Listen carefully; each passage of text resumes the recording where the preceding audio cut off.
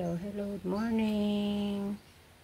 Good morning mga friend. Ito yung ating mga ginawang mochi. Ayan, magde-deliver tayo for today. Today is Saturday. Ayan, naka 20 pieces, 21 pieces ako ngayon. Ayan. Mamaya de-deliver na namin, mamaya. Ayan, ito na yung ating deliver for today mga friend. Ayan, deliver na natin maya. Hello mga friend, ito nagluluto tayo ng hapunan. Kumusta na kayo mga friend?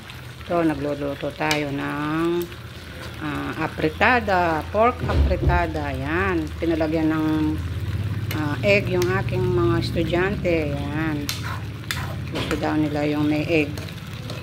Yan, bumili ako ng pork na na laman. Ito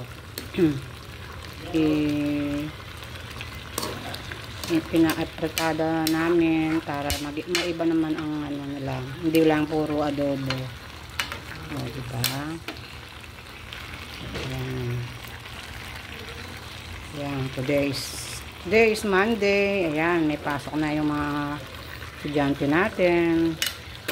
Dito sa Pampanga, may pasok, pero bandang Maynila 1 week silang walang pasok kasi nga dahil nga sa laging lumilindol.